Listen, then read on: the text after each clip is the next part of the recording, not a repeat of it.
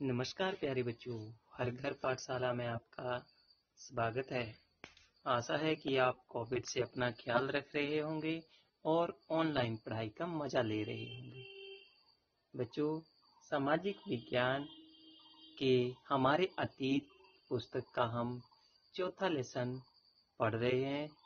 किताबें क्या बताती हैं हमें, किताबें और खबरें, उसके बारे में हमने पहले भी जानकारियां हासिल की हैं। 3 वीडियो आप देख चुके हैं।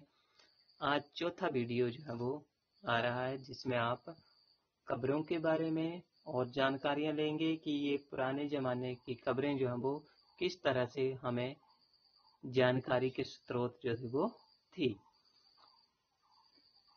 तो चलिए अपनी पुस्तक को उठाते हैं और लेसन नंबर 4 को आगे बढ़ाते हैं।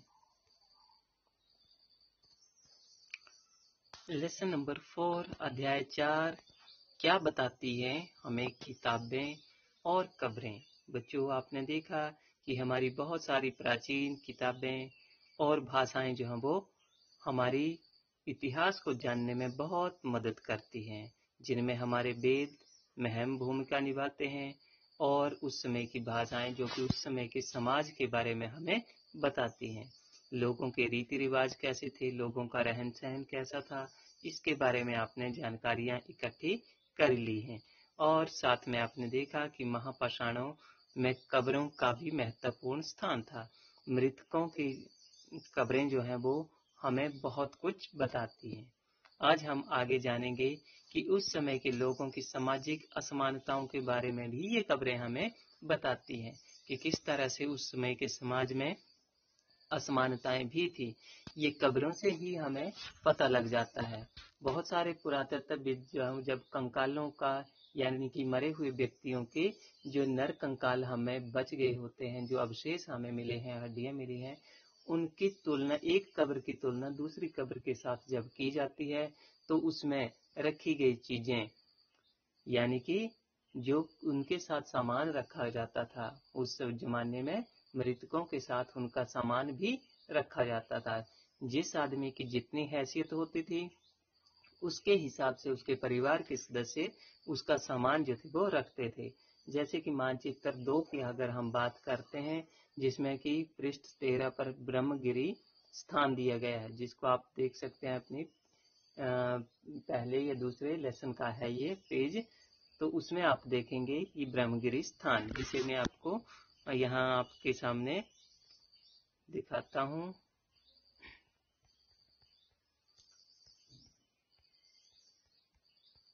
जैसे कि आप देख रहे हैं कब्रों में के साथ जो है वो कितना सारा सामान जो है वो रखा हुआ है, किसी के साथ कम तो किसी के साथ ज्यादा। तो इस पेज में आप जो है वो ब्रह्मगिरी नामक स्थान जो है वो देख सकते हैं, जिसे कि मैं राउंड करके आपको बताता हूँ। यहाँ पर ये ब्रह्मगिरी स्थान है। तो आप इस पुस्तक में देख रहे हैं ब्रह्मगिरी स्थान को। यहाँ पर ये कब्र मिली है और यहाँ पर जो है वो एक व्यक्ति की कब्र है, उसमें उसके साथ रखे हुए सोने के 13 मनके हैं और शंख इत्यादि पाए गए हैं। जबकि दूसरा आदमी जो है वो शायद गरीब होगा, तो उसके पास उसकी कब्र में जो है वो कुछ एक मिट्टी के बर्तन पाए गए हैं। इससे हमें उस समय के में सामाजिक भिन्नता या असमानता के बारे में भी पता चलता है कि उस समय भी गरीब और अमीर लोग जो थे वो रहते थे और उनके साथ जो संस्कार किया जाता था मृतकों का, उसमें भी हैसियत के हिसाब से उनका साजो सामान जो है वो रखा जाता था। कुछ कब्रगाहें खास परिवारों के लिए थी। तो हाँ, यहाँ पर भी कुछ खास कब्रगाहें हमें मिली हैं, यानी कि कब्रिस्तान ऐसे मिले हैं जहाँ पर कुछ खास लोगों के लिए या उनके परिवार के सदस्यों को ही दफनाने के लिए जो है वो जगहें बनाई गई थी। इन कब्रों में उस परिवार के या खास परिवार, यानी कि जिसे हम अमीर परिवार या राज परिवार भी कह सकते हैं, उस परिवार के लोगों को ही वहां पर दफनाया जाता था। मरने के बाद जो था वो मरने वाले लोगों को एक पोर्ट हॉल के रास्ते से कब्रगाहों में लाकर जो है वो दफना दिया जाता था। और ऐसे स्थानों पर गोलाकार पत्थर भी लगा दिए जाते थे, ये पत्थरों से चिन्हित कर दिया जाता था, जहाँ पर लोग जो है वो अपनी आवश्यकता अनुसार जो है वो सबों को जो है वो दोबारा दफना सकते थे। इमाम गांव है, एक और भी जगह है मध्य प्रदेश महाराष्ट्र और कर्नाटका के आसपास के साइड, जिसे कि आप मानचित्र 2 में ही देख सकते हैं, पेज नंबर 13 पर ही है ये भी। यहाँ पर एक भीमा की एक सहायक नदी है, घोड़ के किनारे पर ये बसी हुई जगह है इमाम गांव। और यहाँ पर लगभग 3600 साल पहले से लेकर 2700 साल पहले तक यहाँ पर लोग रहते थे। और यहाँ पर भी कब्रगाहें मिली हैं या कब्रिस्तान मिले हैं। यहाँ पर जो वयस्क लोग थे उन्हें प्रायः गड्ढों में सीधा लेटाकर दफनाया जाता था और उनका सिर जो है वो उत्तर दिशा की ओर किया जाता था। कई बार उन्हें घरों के अंदर ही दफना दिया जाता था।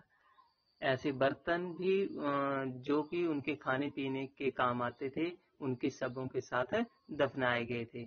और साथ में उनमें शायद कुछ सामान यानी कि खाने पीने का सामान भी रखा गया होगा।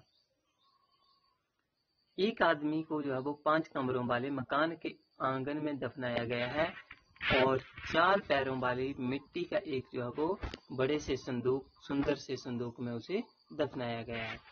बस्ती के बीच में ये बसा हुआ यह गांव जो है वो गांव से सबसे बड़े घरों में से एक था और इस घर में में एक अनाज का गोदाम भी पाया गया है। सबों के पैर जो है वो उसमें मुड़े हुए थे। तो बच्चों क्या बताते हैं हमें नर कंकाल या जो आदमियों की जो दफनाने के बाद कई वर्षों के बाद जो हड्डियां या कंकाल बच जाते हैं, उनका अध्ययन भी जो है वो इतिहासकार और पुरातत्वविद करते हैं। मगर इतिहासकारों को भी इसमें बहुत सारी समस्याओं का सामना करना पड़ता है कि जैसे बच्चों के हिसाब हैं, बच्चों और बड़ों के शव में तो भेद करना आसान है लंबाई के हिसाब से, मगर ये फर्क करना मुश्किल हो जाता है कि क्या ये लड़कों का शव है या किसी लड़की का शव है। इसी तरह पुरुषों के भी, स्त्री और पुरुषों में भी ये थोड़ी सी समस्या आती है, परंतु इसके लिए भी कुछ वैज्ञानिक तरीके जो है वो अपनाए जाते हैं। तो आज से लगभग 200 साल पहले जब चरक नामक एक वैद्य थे, जिन्होंने चिकित्सा शास्त्र पर एक चरक संहिता लिखी थी, एक बड़ी सी पुस्तक लिखी थी, और वो कहते हैं कि मनुष्य के शरीर में 360 हड्डियां उन्होंने बताई हैं। और ये आधुनिक शारीरिक संरचना विज्ञान के अनुसार जो है वो आधुनिक जो विज्ञान है वो कहता है कि हमारे शरीर में, ये मनुष्य के शरीर में 206 हड्डियां होती है। संभवतः ये ज्यादा है, चरक ने ज्यादा बताई है। हो सकता है कि उसने हमारे दांतों की गिनती भी और अन्य छोटी छोटी हड्डियों की गिनतियों को भी जोड़ लिया होगा। इसी तरह बच्चों हम और देखते हैं कि इमाम गांव में उस समय के जो लोग रहते थे उनके काम धंधे क्या थे, भोजन कौन कौन से थे। तो इमाम गांव में जो पुरातत्वविदों को जो है वो गेहूं, जौ, चावल, दाल, मटर, बाजरा, तिल इत्यादि के बीज मिले हैं। कई जानवरों की हड्डियां भी मिली हैं और कई जानवरों के हड्डियों पर काटने के निशान भी मिले हैं। तो इससे ये अंदाजा लगाया जा सकता है कि उस समय के लोग मांस का भक्षण भी करते थे या मांस इत्यादि भी खाते थे। तो वहां पर हमें जो है वो या पुरातत्वविदों को गाय, भैंस, बैल, भेड़, बकरी, कुत्ता, घोड़ा, गधा, सुअर, सांभर, चितकबारा, हिरण, कृष्ण मृग, खरहाल, नेवला, चिड़िया, घड़ियाल, कछुए इत्यादि, केकड़े और मछलियों इत्यादि की बहुत सारी हड्डियां मिली हैं। ऐसे साक्ष्य मिले हैं कि उस समय के लोग जो वो बेर, आंवला, जामुन, खजूर इत्यादि तथा कई प्रकार की रस भरियां इत्यादि भी वो खाते थे। तो ये तो थे भारत की बात। इसके अलावा अन्यंतर में या दूसरे देशों में भी उस समय सभ्यताएं विकसित थी और वहां भी लोग रहते थे। आप अपनी एटलस में देख सकते हैं या मानचित्रों में चीन को देखिए, लगभग 3500 साल पहले यहाँ पर भी जो है वो कुछ लेखन कला के अवशेष हमें मिले हैं और ये लेखन जो है वो खास तौर से जानवरों की हड्डियों पर लिखे गए लेख हैं, जो कि उस समय की भविष्यवाणियों के बारे में बताते हैं, क्योंकि ये मान्यता थी कि ये जो भविष्यवाणियां जो है वो राजाओं के द्वारा अपने लिपिकारों यानी कि लेखकों के द्वारा लिखवाई जाती थी कि वो युद्ध में जीतेंगे कि नहीं जीतेंगे, फसल अच्छी होगी कि नहीं, उनके यहाँ पुत्र होगा कि नहीं। इस तरह की प्रश्न जो थे वो लिखवाए जाते थे। फिर उन हड्डियों को जो है वो आग में डालकर गर्म किया जाता था। बाद में जब ये गर्म होने पर चटक दरारें इसमें पड़ जाती थी, तो उन्हीं दरारों को देखकर भविष्य वक्ता जो थे वो भविष्यवाणियां करते थे। ये जो भविष्य बताने वाले थे वो राजा को भविष्य बताते थे। संभवतः ज्यादातर ये अनुमान ही होते थे, ये कभी कभी गलत भी कह देते थे। राजा जो थे उस समय के वो भी बड़े बड़े महलों में और शहरों में रहते थे और उन्होंने बेशुमार दौलतें इकट्ठी करके रखी हुई थी, जिसमें कि उन्होंने बड़े बड़े नक्काशी किए हुए कांसे के बर्तन इत्यादि भी शामिल थे। लेकिन उस समय शायद लोगों को लोहे का अभी इतना ज्ञान नहीं था।